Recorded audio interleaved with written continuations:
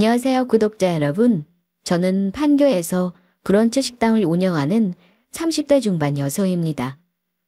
만나는 사람은 있지만 아직은 결혼보다는 연애하고 자유로운 삶이 좋아서 싱글로 지내고 있어요.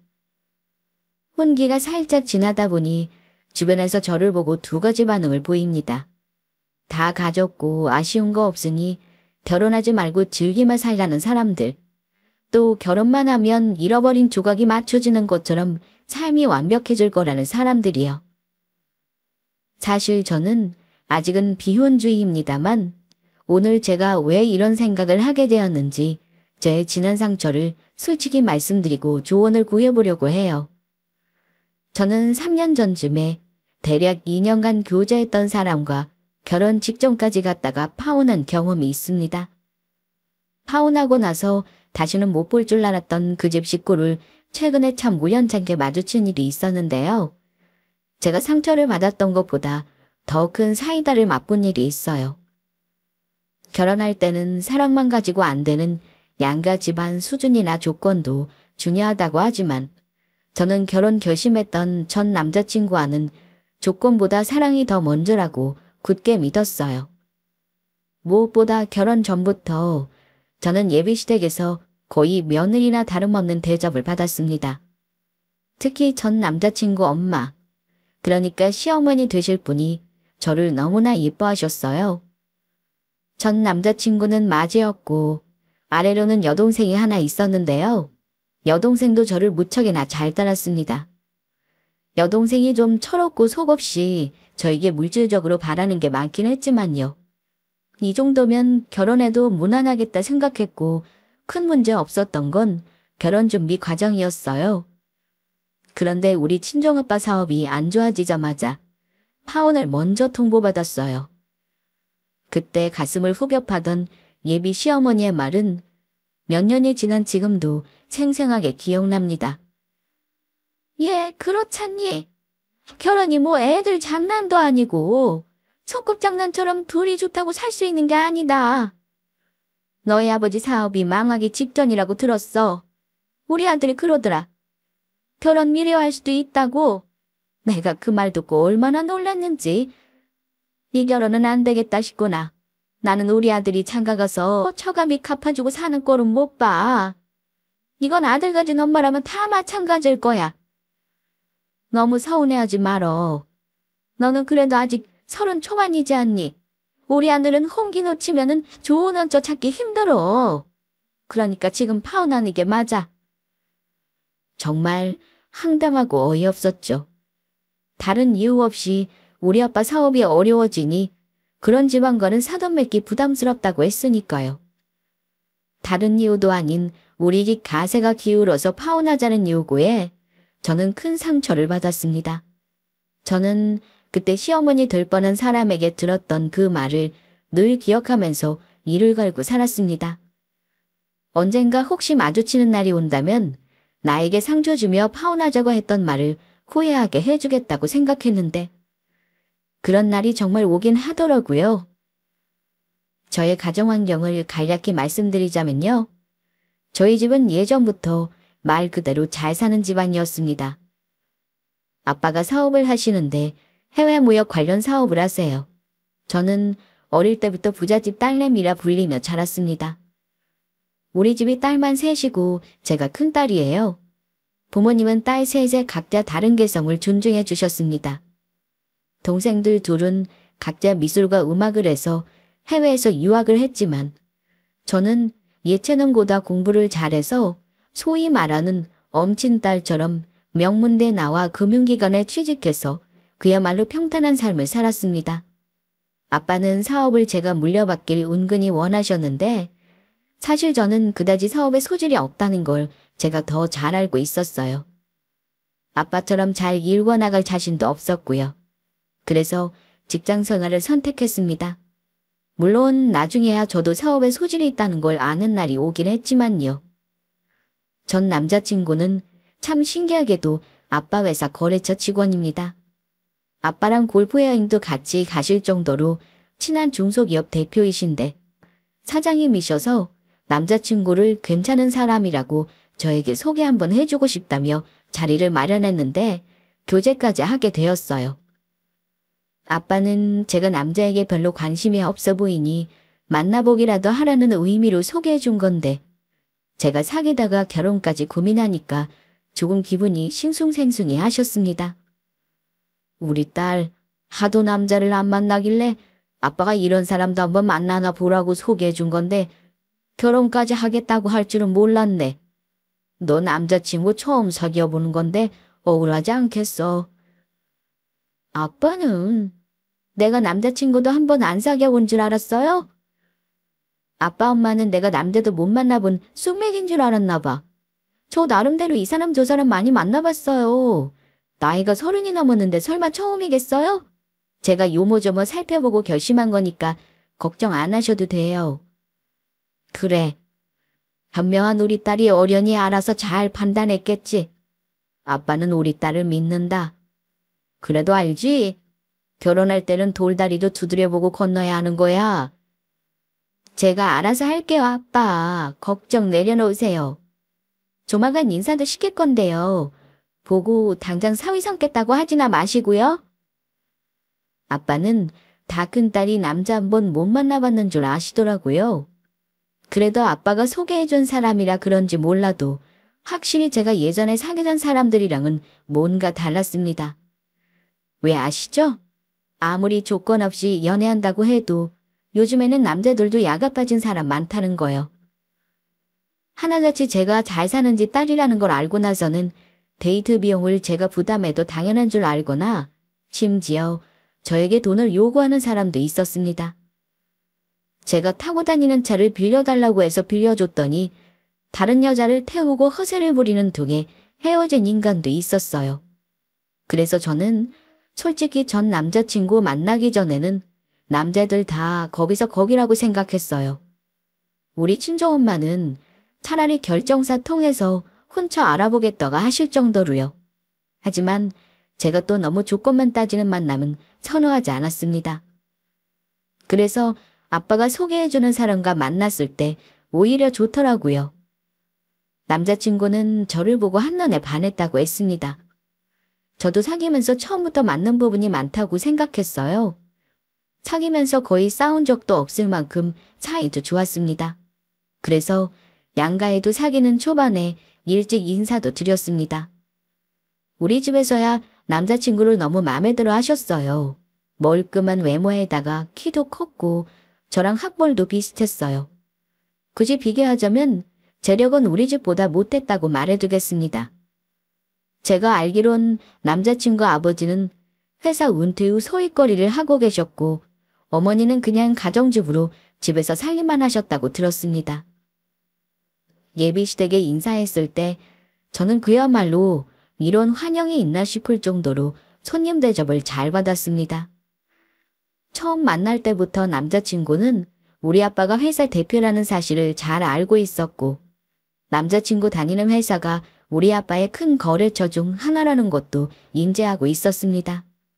그러니 예비 시댁에서도 이 사실을 다 알고 있었고 저를 예뻐해 주실 수밖에 없었어요. 어느 집에서 예비 며느리가 부잣집 딸이라는데 싫어하겠습니까? 결혼 이야기가 구체적으로 나오기 전이었음에도 예비 시어머니는 저를 처음 봤을 때부터 우리 며느리라고 부르셨습니다. 아들 짝으로 제가 천생연분이고 이미 저랑 궁합까지 보셨는지 글쎄 아들이 저를 만나면 앞날이 창창하고 부귀 영화를 누리고 산다는 말씀까지 하시길래 제가 조금 민망할 정도였네요. 남들은 예비 며느리로 인사가면 은근히 테스트도 당하고 맘상한 일이 있기도 하다는데 전혀 그렇지 않았습니다. 우리 아들한테는 네가 복덩이로구나. 우리 아들이 너 같은 인연 만나려고 35 다 되도록 여자가 없었는가 봐. 내 며느리라고 생각하니까 왜 이리 이쁘니?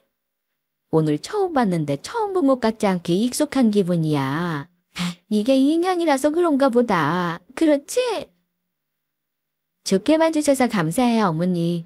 오늘 저 온다고 음식도 이렇게나 많이 하시고 제가 너무 감사하네요. 집에 가서도 부모님께 감사히 대접받고 왔다고 말씀드릴게요, 어머님. 아이고, 그래. 말도 어쩜 이렇게 이쁘게 하는지. 우리 자주 보자. 이제 결혼 얘기도 구체적으로 할 거 아니냐. 부모님한테 너무 늦지 않게 결혼하겠다고 말씀드리고 얼른 결혼했으면 한다. 괜찮지? 어머니는 결혼을 빨리 추진했으면 하는 눈치셨습니다.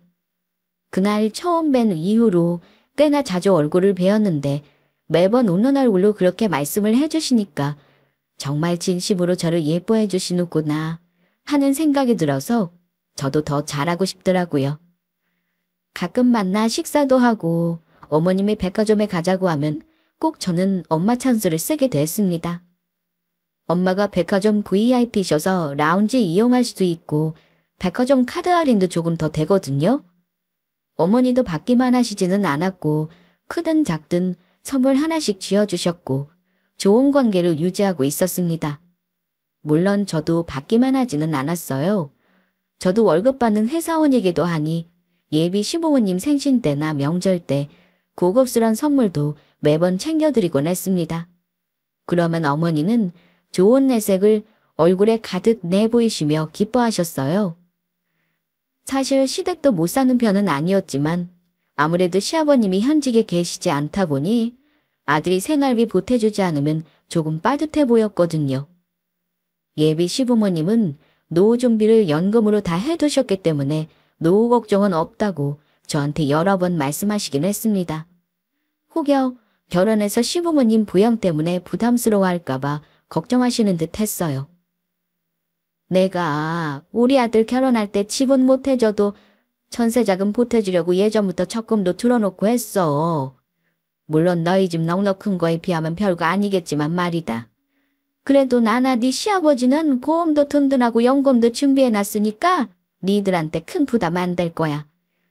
나는 우리 아들이 좋은 아내 만나서 넉넉하고 행복하게 살면 그거 보는 게 제일 기쁠 것 같거든. 아무튼 우리 아들이 이렇게 멋지고 대단한 며느리를 데려오다니 나는 아직도 이게 현실인가 싶구나. 너 같은 목도애가 내 며느리라서 얼마나 좋은지 몰라. 어머니는 제가 민망할 정도로 매번 만날 때마다 저런 말씀을 하셨습니다. 솔직히 말해 저도 그런 말 들으면 싫지 않고 좋았습니다. 자식한테 부담될까봐 당신들 노후 다 준비해 놓으셨다는 말씀도 고마웠고요. 하지만 내심 걱정은 되더라고요. 아무래도 현역에서 일을 하는 우리 아빠와 달리 퇴직한 예비 시아버지는 비교가 될 수밖에 없었으니까요. 그래도 대놓고 자식에게 부모 부양하라는 부모도 있는데 저렇게 부담 안 주겠다는 말씀을 하신다는 건 얼마나 고마운 일인가 싶었습니다. 게다가 남자친구는 우리 집에 잘하려고 노력을 많이 했어요. 우리 집이 딸만 셋에 아들이 없어서 엄마 아빠는 갑자기 아들 생긴 기분에 취해 매번 우리 커플을 볼 때마다 든든하다는 말을 입에 달고 하셨습니다. 제가 뭘 하나 선물하면 예비 시댁에서도 잊지 않고 꼭 저를 챙겨주셨는데 우리 부모님 갖다 드리라고 최고급 송이나 홍삼 이런 것들을 챙겨주시면 우리 부모님은 받아보고 너무 고맙다 하시며 더 좋은 선물을 또 예비 시댁에 챙겨주셨습니다. 그러다 보니 저는 남자친구와의 결혼을 당연히 기정사실로 생각하게 되었어요. 예비 시어머니와 저는 정말 엄마와 딸 같은 사이로 참 잘 지냈습니다. 이렇게나 나를 예뻐해 주시는 시부모님과 가족이 되고 싶다는 생각을 할 수밖에 없었습니다. 굳이 오래 사귀는 것이 무슨 의미가 있나 싶어서 결혼을 결심했죠. 그때 나이가 32이었습니다. 적은 나이는 아니니까 당연히 결혼을 생각해야 했어요. 서로 모르는 것 없이 다 알고 있다고 믿었고 우리 집이나 예비 시댁이나 거의 결혼은 당연하게 여기고 있었습니다. 저는 모아둔 돈도 있었고 아빠가 이미 우리 딸 셋을 위해 각자 앞으로 예전에 증여해 주신 부동산도 있었어요. 꽤나 오래되었는데 아빠가 말씀하시기로는 혹시 아빠 사업이 무슨 일이 생길지 모르니 미리 부동산은 우리 자매와 엄마 이름으로 증여해 놓고 싶다고 하셨습니다. 그래서 미리부터 저나 제 동생들은 부동산세를 꽤나 많이 내고 있었어요. 아빠는 부동산을 미리 증여해주는 대신 관리와 세금은 우리 몫이라고 하셨고요. 어쨌든 이 사실은 친정엄마 당부로 미리부터 남자친구에게 얘기하지는 않았습니다. 희준아, 혹시 몰라서 엄마가 당부하는데 아무리 김서방이 우리 가족들 사람이라지만 처음부터 우리 집 사정 전부 다 알게 할 필요는 없어. 응, 대부분 다 알고 있는데 뭘 알게 할 필요가 없다는 거야. 견물생심이라고 했어. 김서방이 지금 너나 우리 가족에게 이렇게 잘하는 게 왜겠니? 우리 집이 잘 살고 자기도 볼 게 있으니까 잘하는 거 아니겠어? 엄마가 김서방을 나쁘게 본다는 게 아니라 사람이 다 그렇다는 거야. 어차피 우리 집 잘 사는 사실은 안다 해도 굳이 네 재산 자랑하거나 아빠 재산 자랑할 필요는 없다는 말이니까 잘 새겨둬. 아, 난 또 뭐라고. 알았어, 엄마. 나도 결혼해서 차근차근 우리 집 사정 얘기할 계획이야. 뭐 처음부터 얘기해봤자 그 사람이 더 주눅들 수도 있는 거니까. 알았어, 엄마. 내가 잘 새겨드릴게. 어쨌든 엄마 당부대로 남자친구에게 시시콜콜 우리 집 사정을 다 말하지는 않았습니다. 사귄 지 2년이 넘어가면서 예비 시어머니는 은근히 결혼을 더 재촉하셨습니다. 자주 만나지는 않았지만 만날 때마다 어머니가 그러시더라고요. 예, 희준아. 혹시 너 우리 아들이랑 무슨 문제 있는 건 아니지? 네. 아, 어머니 무슨 문제라뇨? 아무 문제 없어요. 걱정 안 하셔도 돼요. 아우, 근데 왜 결혼하겠다는 말이 없어? 연애한 지 2년 넘어가잖니. 우리는 너를 이렇게 며느리로 생각하고 있는데 설마 너희 부모님 우리 아들을 맞대찬 하시는 건 아니고? 어머니, 절대 아니에요. 저희 부모님이 얼마나 성우 오빠를 좋아하는데요. 쓸데없는 걱정이세요. 그럼 슬슬 양가 상견례도 잡고 결혼 날짜도 잡는 게 어떻겠어? 언제는 당장 결혼할 것처럼 둘이 얘기하더니만 아직도 연애만 하고 있으니까 내가 이제는 서운한 마음이 들어. 너희 부모님 반대하시는 게 아니면 혹시 희진이 네가 결혼이 안 내키는 거야? 그런 거 아니에요, 어머니. 저한테 늘 잘해주시고 예뻐해 주셔서 감사하게 생각하고 있는걸요. 실은 오빠랑 저랑 돈을 더 모으느라 시간이 좀 필요해서요. 뭐? 아니, 얘 없으면 없는 대로 시작하는 거지 뭘 그런 이유로 결혼을 미뤄. 그러지 마. 모자란 건 양가에서 부모가 채워줘야 하는 법이야. 그러니까 고민하지 말고 하루빨리 결혼해서 둘이 열심히 모았으면 좋겠구나. 나도 이제 아들 밥 좀 그만하고 싶어. 며느리한테 아들 챙기는 일 넘기고 싶어, 얘. 어머니 말에 저는 그냥 웃고 말았습니다. 아들 뒷바라지 귀찮다고 이제는 둘이 살라고 하시더라고요. 사실 저는 그동안 친정부모님 덕에 너무나 편하게 살은 터라 결혼할 때도 부모님 등골을 빼먹고 싶지는 않았습니다. 결혼까지 아빠 덕을 보면서 하는 건 좀 아니라는 생각이 들었어요. 결혼만큼은 그래도 저와 남자친구 힘으로 하고 싶었습니다.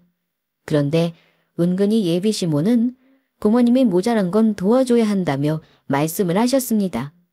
실제로 우리 둘이 신혼집을 얻을 때 전세금을 보태주겠다고 진작부터 말씀하셨고요. 아마 그렇게 하면 우리 집에서도 가만히 있지는 않을 거라고 넘겨짚으신 걸까요? 제가 결혼을 마음먹고 부모님께 말씀드리니 우리 부모님은 전셋집 말고 집을 제 앞으로 해주겠다고 하시더라고요. 그 얘기 듣고 시어머니는 기쁜 기색을 감추지 않으셨습니다. 결혼하겠다고 말씀드리니 우리 부모님은 내 힘으로 하는 것도 좋지만 부모 도움 받는 걸 죄라고 생각하지 말라고 하셨고 저는 기쁜 마음으로 부모님 도움을 받기로 했습니다. 그리고 제가 결혼을 결심하자마자 예비시댁에서는 속사포로 결혼을 서두르셨습니다.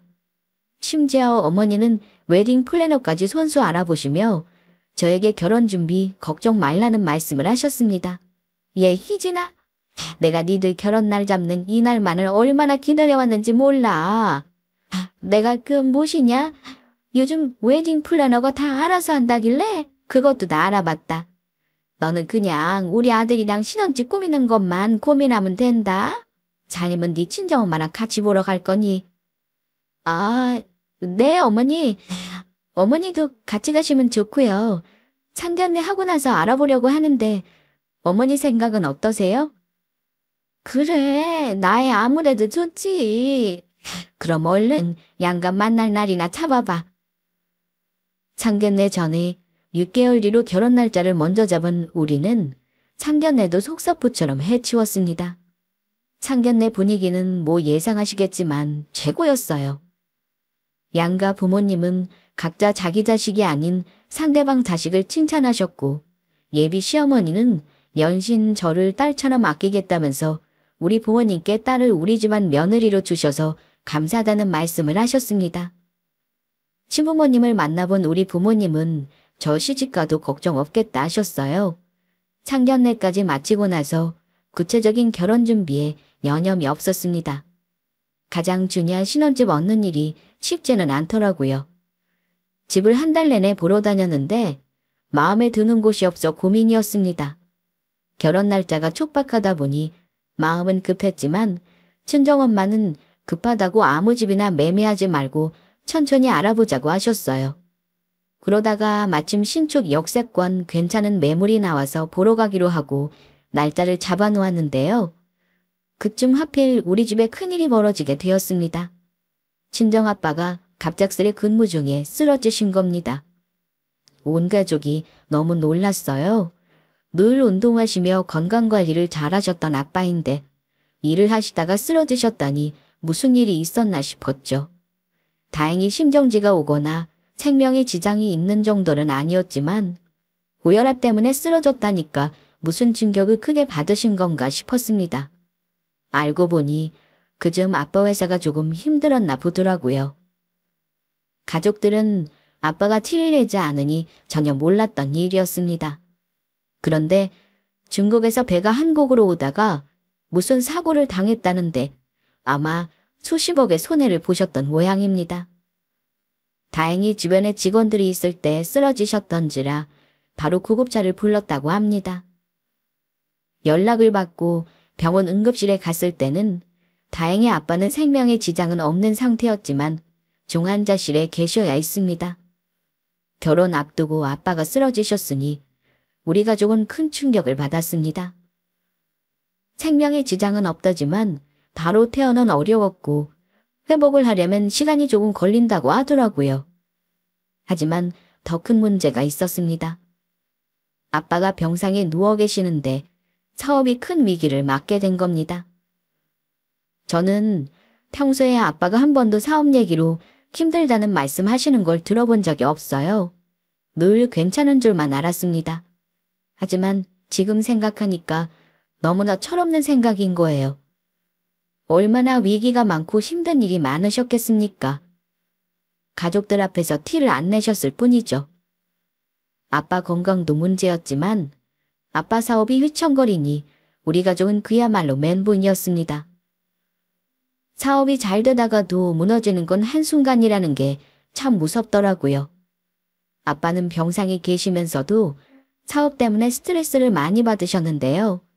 결국은 사업을 정리하고 청산 절차를 시작하기로 결정하셨던 것 같습니다. 다행히 엄마 집은 엄마 앞으로 되어 있어서 압류 같은 무서운 일은 막을 수 있었지만 아빠가 평생 일궈오신 재산으로 손실을 메꾸고 법인 채무를 갚는 데 쓰셔야 했어요. 당연한 수순으로 저는 집안 사정으로 인해 결혼을 미루자고 할 수밖에 없었습니다. 결혼도 결혼이지만 일단 아빠 건강과 사업 정리하는 데 집중하는 것이 우선이라고 생각했습니다.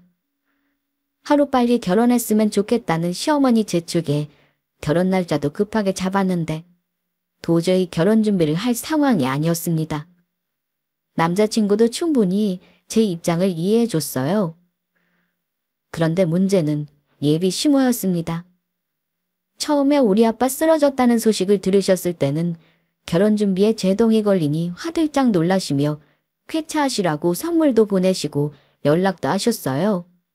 그런데 제 입에서 결국 결혼을 미뤄야 한다는 말이 나오자 예비 시모의 태도가 한순간에 돌변했습니다. 게다가 그 이유가 아빠 사업 정리 때문이라고 하니 그동안 저를 예뻐해 주셨던 시어머니 입에서 나오리라고는 짐작도 못했던 말이 나왔습니다. 속상한 마음에 눈물까지 보이며 결혼을 미뤄야 할 것 같다는 저에게 어머니가 처음 꺼낸 말이 이랬어요. 그럼 너희 신혼집도 친정에서 해주기 어렵겠고? 맞지. 어머니의 위로나 부모님 걱정을 기대했던 저는 당황스러웠습니다. 아, 네, 어머님. 아마도 어려울 듯해요. 일단 결혼은 무기한 연기해야 하고요. 그런데 제 대답을 들은 예비 시모가 단번에 이렇게 말씀하시더라고요. 예, 연기할 거 없어. 집안이 쫄딱 망했는데 결혼은 무슨. 결혼 준비할 돈도 네 아빠 일 수습하느라 다 써야 할 거 아니냐. 내 말이 들리니? 당황스러워서 아무 대답도 못하고 있자 옆에 있던 남자친구가 놀라서 어머니를 말렸습니다.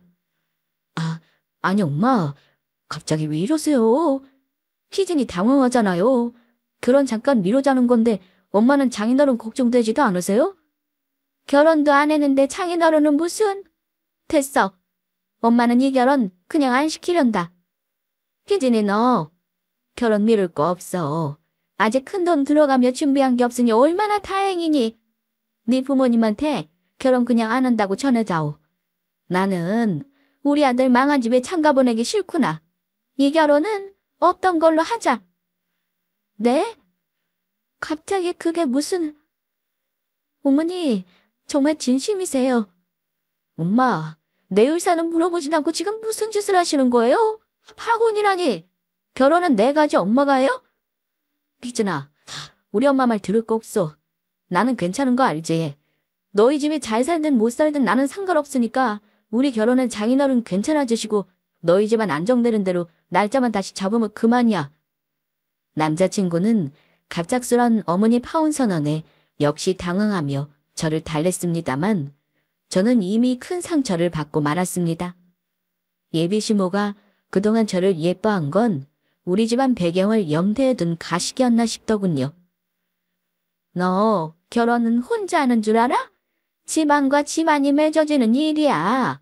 내가 반대하면 그만인 거다. 암튼 엄마는 너 망한 집에 절대 장가 못 보내. 그러니까 이 결혼은 엎어버린 줄 알고 너희 정리하도록 해. 나는 할 말 없다. 더 돌려서 말할 것도 없겠구나. 우리 아들이랑 이제 그만 헤어져. 내가 다 말아먹고 빚만 남은 것 같은 너희 집안에 어떻게 우리 아들을 보내겠니? 너도 좀 양심이 있어야지. 아무튼 너는 똑똑한 아이니 내 말 알아들었으리라 믿는다. 저는 파혼하라는 어머니의 통보에 대답 없이 눈물을 참고 그 집에서 나왔습니다. 남자친구가 저를 몇 번이고 붙잡았지만 예비 시모의 원래 모습을 본 저야말로 이 결혼은 아니다 싶었어요. 신아, 내가 엄마 대신 사과할게. 사실 내가 말은 안 했지만 우리 엄마가 좀 속물 같은 면이 있으셔. 너희 집 어려워졌다니까 지금 잠시 실망해서 저러시는 거야. 그래도 자식 이기는 부모 없다잖아. 내가 괜찮다는데 어쩌겠어. 그러니까 나만 믿어. 우리 결혼은 그냥 미루기만 하는 거야. 미안한데 오빠. 나는 더 이상 안 되겠어. 그냥 여기서 그만하자. 오빠 마음은 알지만 나 어머니한테 오늘 너무 충격받았어. 그동안 나한테 잘해주신 거 다 가식이었나 봐. 우리 집 잘 사는 모습 때문에 결혼도 재촉하신 거겠지. 우리 시간 갖자. 어머니 말대로 결혼은 미룰 게 아니라 안 하는 게 좋겠어. 남자친구는 그 뒤로도 저를 찾아오고 우리 집 이사 갈 때도 도와주려고 했지만 저는 헤어짐을 선택했습니다. 아무리 남자가 좋다 해도 예비 시모의 그런 속내를 알고 결혼은 못하겠다 싶었어요. 우리 부모님은 예비 시모가 친 뒤통수에 무척이나 충격을 받으셨어요. 하지만 이내 제가 멀쩡하게 생활을 하고 직장 퇴직까지 해가며 퇴직금으로 아빠 사업 정리하는 일을 돕자 금방 정신을 차리고 오히려 담담하게 저를 대하셨습니다. 결국 모든 건 시간이 해결해 주더라고요. 시간이 흐르면서 남자친구와의 추억도 희미해졌고 타혼의 상처도 점차 잊히긴 했습니다. 아빠는 사업을 모두 정리하고 살던 서울집도 정리하셨습니다. 서울에 새로 놓던 아파트 2채도 모두 정리하셨고 우리 부모님은 경기도 평택에 작은 주택을 마련해 노후를 보내시겠다며 이사하셨어요. 그리고 저는 회사를 그만둔 후 판교에서 작은 브런치 식당을 오픈했습니다. 집이 다 망해먹었는데 어떻게 가게를 차렸나 궁금하시죠? 사실 저는 아빠가 증여해 주신 건물이 있었습니다. 재산세 내느라 허리가 휠 정도였지만 월세 수익이 꽤나 괜찮은 3층짜리 소형 건물이었어요. 아빠가 사업은 접으셨지만 원래 딸 셋에게 진작에 나눠주신 부동산도 있었고 엄마 앞으로 된 재산도 있었거든요. 부자는 망해도 3대는 간다고 하잖아요. 재벌만큼은 아니었지만 사업 망했다고 해서 하루아침에 길거리에 나앉을 우리 가족은 아니었어요. 아빠는 미리 최악의 경우도 다 대비를 해놓으신 현명한 분이셨거든요. 그래서 저도 미련 없이 회사 그만두고 내 건물 관리하면서 내 가게를 차려볼 결심을 한 겁니다. 원래 카페나 해볼까 해서 시작했는데 제가 교육도 받고 나름 메뉴를 늘려가며 재오픈을 해서 나름 이 동네에서 엄마들이 많이 찾아주는 핫플이 되었어요. 이렇게 되기까지 3년이라는 시간이 걸리더라고요.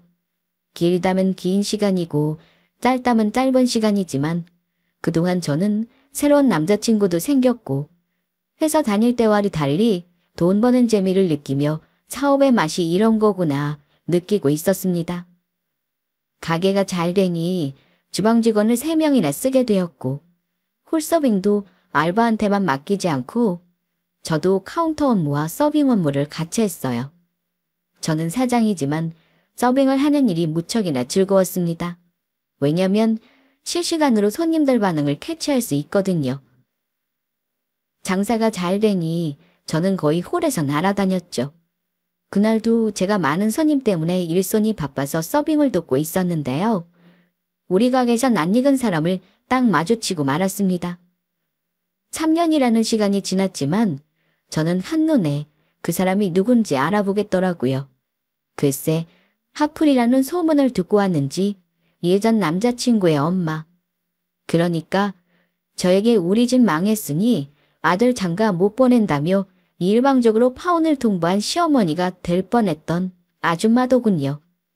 자기 친구들 몇몇과 나들이 오신 듯 했는데 하필 제가 그 테이블에 주문을 받게 된 거죠.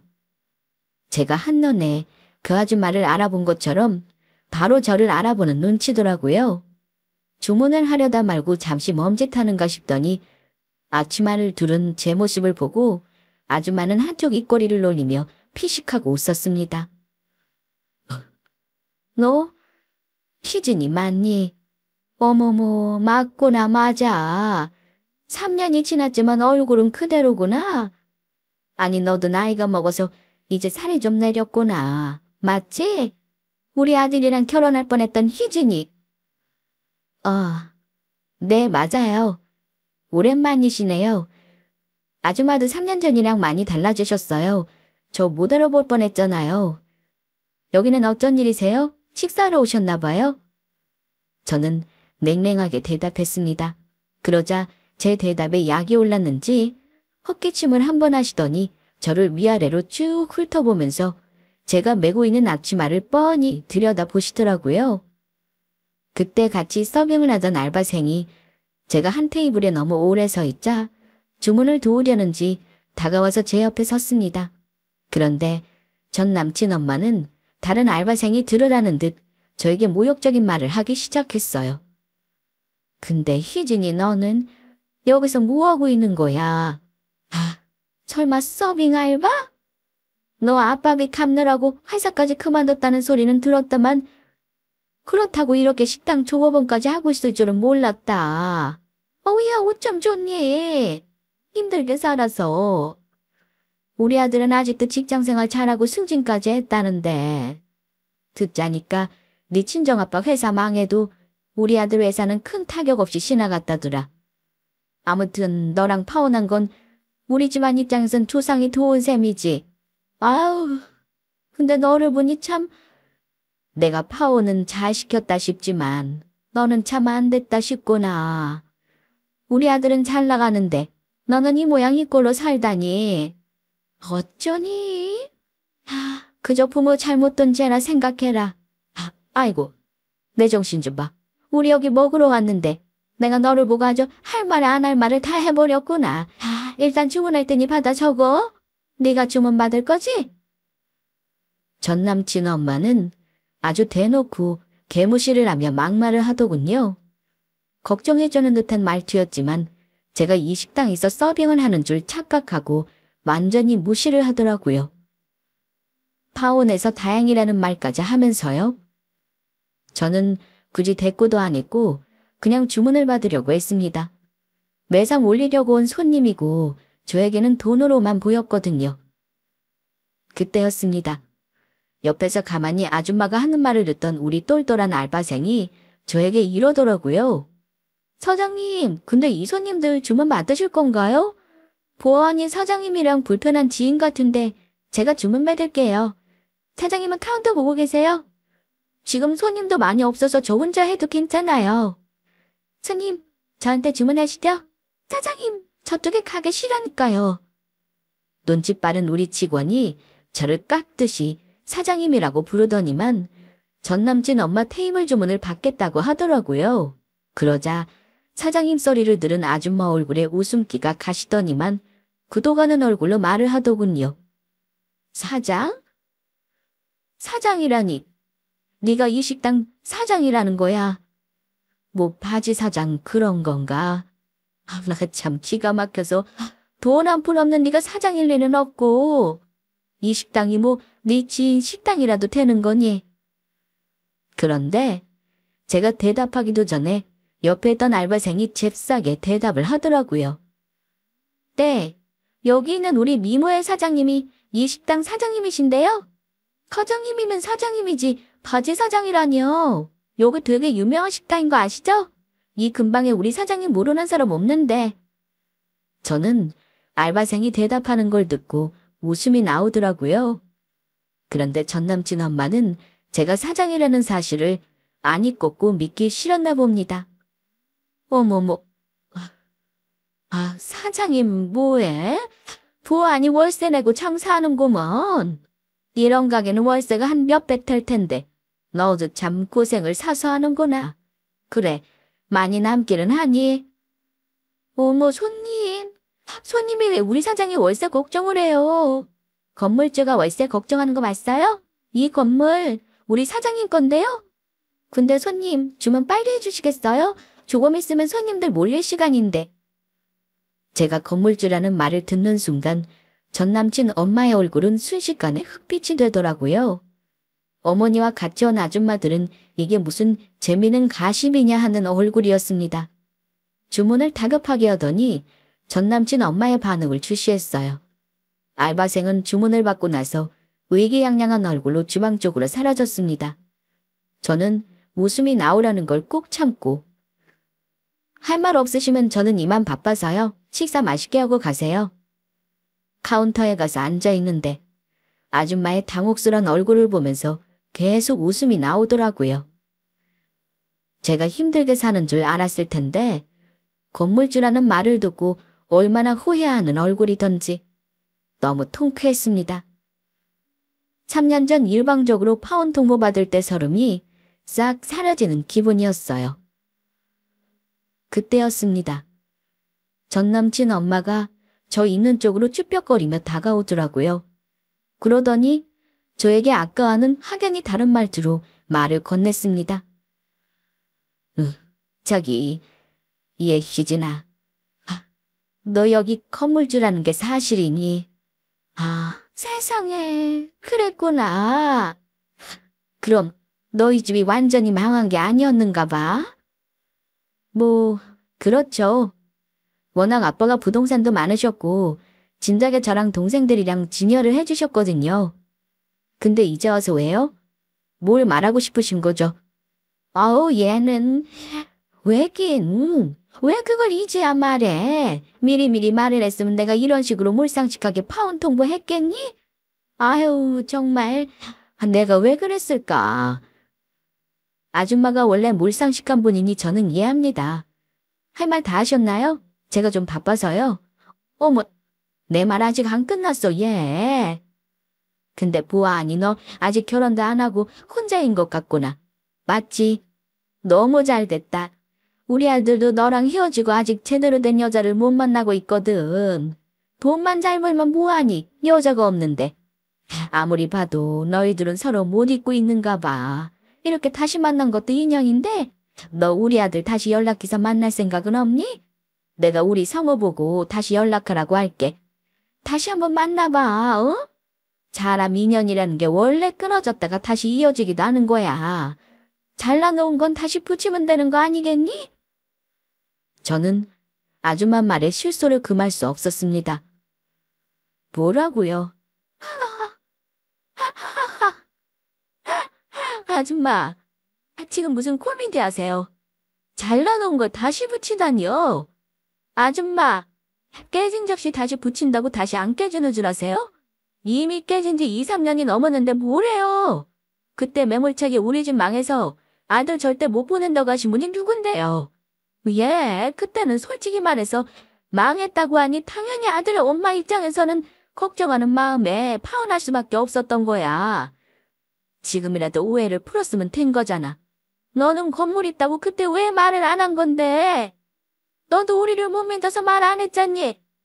너 내가 얼마나 너를 이뻐했는지 기억 안 나? 다 속으로 계산해가면서 예뻐하셨잖아요. 그래서요. 지금 저한테 이러시는 이유가 뭐죠? 지금이라도 다시 잘해보자고요. 제가 왜요? 저는 이미 아줌마 아들보다 잘난 남자 만나고 있기도 하고요. 무엇보다 제가 만나는 남자가 없어도 우리 집안이랑 그쪽 집안이랑 너무 차이가 나서 안 되겠다 싶네요. 제가 뭐 시댁에 호구 잡혀 살 일 있나요? 그러니까 헛소리 그만하시고 식사나 하고 가세요.